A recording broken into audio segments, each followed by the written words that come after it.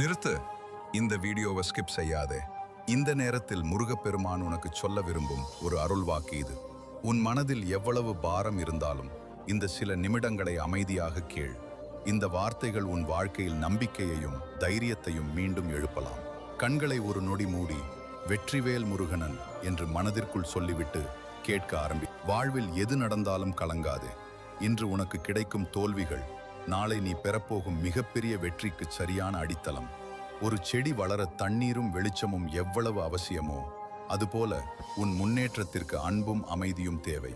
பயத்தை போக்கு. உன் மனதில் இருக்கும் பயம் மற்றும் குழப்பங்களை நீக்கி முருகனின் அருளை நினைத்து தைரியத்தை வரவழைத்துக்கொள். கடமையை செய். எதற்கும் அஞ்சாமல் உன் கடமையை செய். பலனை முருகப்பெருமானிடம் விட்டுவிடு. அவர் உனக்கு சிறந்ததையே கொடுப்பார். பொறுமை அவசியம். விதைத்தவுடனே மரம் வளர்வதில்லை. அதுபோலவே உன் உழைப்பிற்குரிய